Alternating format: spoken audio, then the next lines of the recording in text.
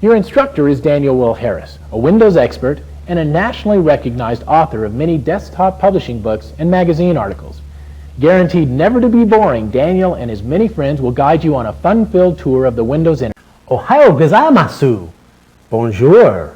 Buenos dias. Guten Tag. Shalom. Good morning. All those words from different languages all mean the same thing. And here's one thing that means the same in any language: Microsoft Windows. Unless you've been living under a rock like my friend Iggy here, you'll know that Microsoft Windows is now the most predominant operating environment for any computer.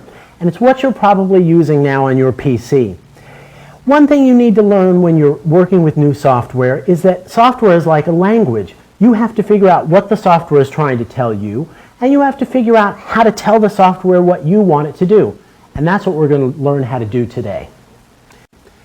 But after you've worked with it for a few hours, it will become like second nature. One thing you need to know is your mouse will only work when it's on the desktop.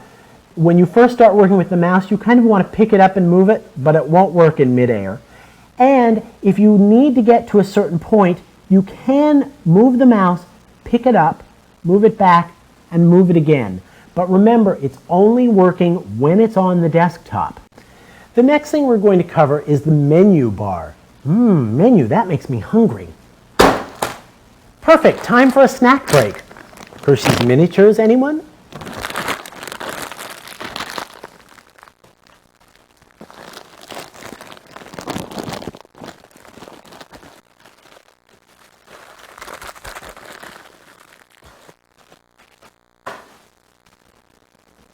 Now we're going to learn some important shortcuts. Shortcuts are a really powerful way to cut through your work and get it done faster because you don't have to use the mouse for everything.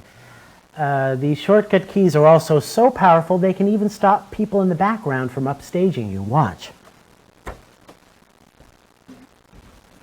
Works like a charm. Let's see how it works on screen. Every single Windows program has a help menu, and the help is really very good. So if you're trying to access a feature, you don't know what it means, or you're confused, you can always choose the help menu. Let's try it right now. Every single Windows program has a help menu, and the help is really very good. So if you're trying to access a feature, you don't know what it means, or you're confused, you can always choose the help menu. Let's try it right now. Ooh, control. Isn't that what you've been looking for in your life? Well, you can find some of it here in Windows. TrueType fonts are a special new kind of technology called outline fonts, and they mean that any font can be printed in any size, from tiny to so big that one letter fits on a page. Windows comes with some TrueType fonts, and let's take a look at them. If you don't touch the keyboard or use the mouse within a certain amount of time, the screensaver will be activated. Like sands through an hourglass. So are the days of our Windows. You may not think that time has anything to do with Windows, but it does. As well as saving you time when you're working with Windows, you need to set the time and date properly within Windows so that your files are time-stamped correctly. Iggy and I are going to show you how. The printer manager is what's called a print spooler. It means that it holds the information while you're waiting for your printer to get done, and printers generally print slower than Windows can print to them. So the print manager holds that information and doles it out in the background while you're still working in Windows. So it's a good productivity tool. What we've seen today is really just the most basic part of Windows. It's the operating environment itself. But the nice thing about Windows is there are so many great programs that run with it. There are so many great font packages. You saw a couple of fonts today that you installed from FontBank, and you'll be able to use those as much as you want.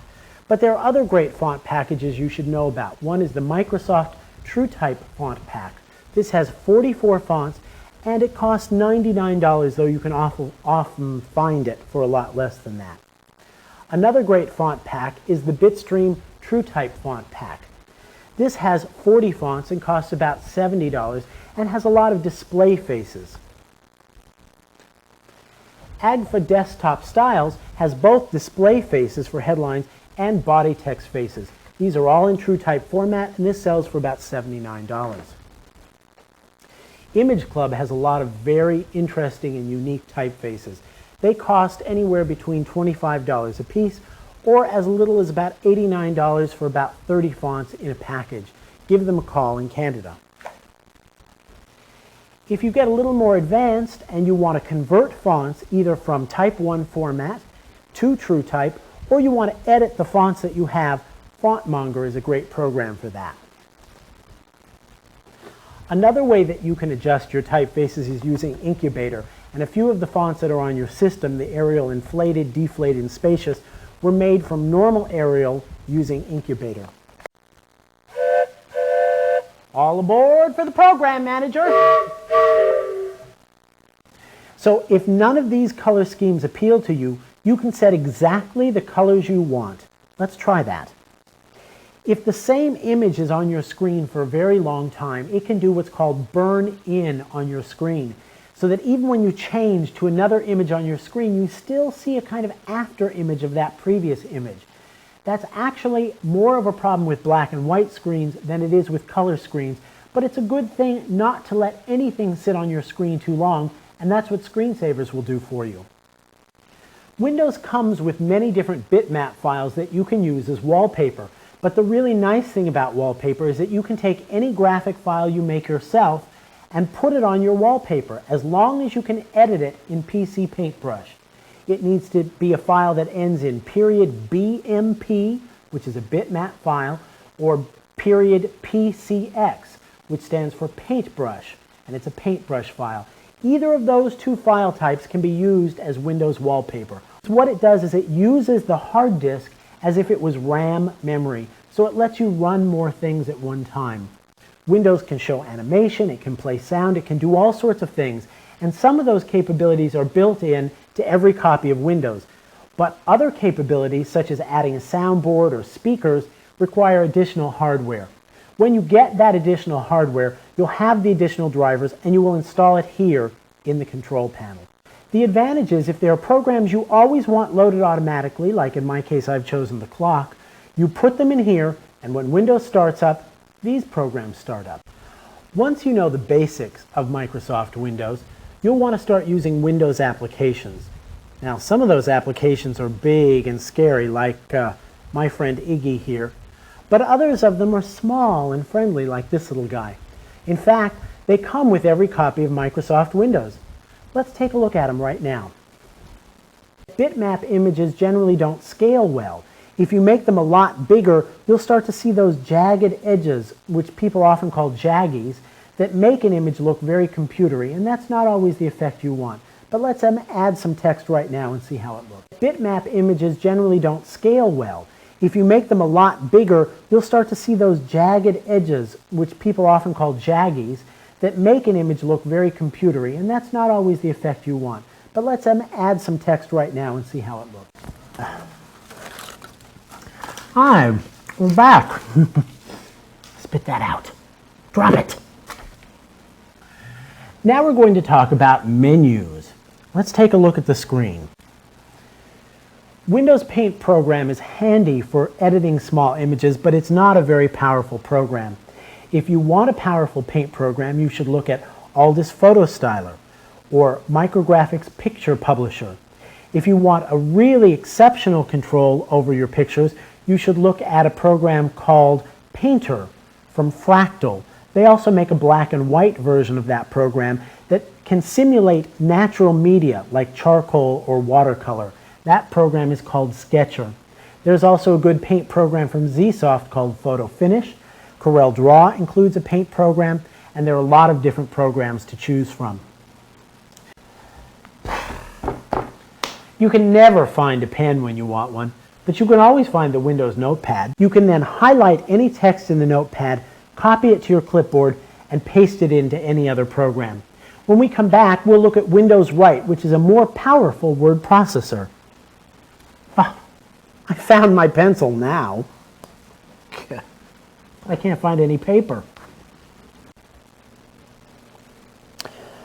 Write is a fairly powerful word processing program. It's not as powerful as WordPerfect for Windows, certainly not as powerful as WordPerfect for Windows if you use my book, but you can get a lot accomplished with it, and it's a good way to experiment using windows and fonts. So you can write a very long file, save it to your disk, come back to it later, make more changes, and print it out as often as you like. Managing your files can be a real headache. It's hard to find them. When you do find them, how do you rename them or copy them or move them? You can do that all with the File Manager. So make sure that a disk is blank or does not have information that you want to keep, because once you format the disk, all the information on the disk is lost. That means that when you select and run a program from the File Manager, the File Manager will iconize itself to get it out of the way. In Windows, you can have many programs running at once, and each program may make its own files or let you allow files to be created. If you don't refresh the window, the File Manager may not know those files are there, especially if you have highlighted the same directory that you're working on in another program. Pressing F5 or choosing Refresh causes a File Manager to go back, look at your hard disk, and make it completely up to date.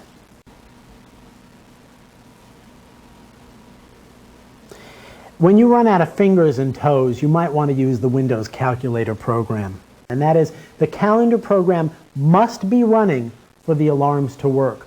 So this would be another good case where you would iconize the program, you'd minimize it, rather than closing it. That way, your alarms would be sure to go off because the program would be running. Now, the Windows clipboard works with all Windows programs, so if I go into another program now and I choose Paste, that particular character will be pasted to that program. Your computer communicate with other computers over the modem. Using a modem can be tricky, but it can also be a lot of fun. There are things called BBSs, which are bulletin board systems where you can talk to other people, and there are big services like CompuServe or MCI Mail where you can send electronic mail and files back and forth to people, and it will play them back for you. That can be very useful if you have repetitious tasks which you must do over and over, which is repetitious, which is what this sentence was.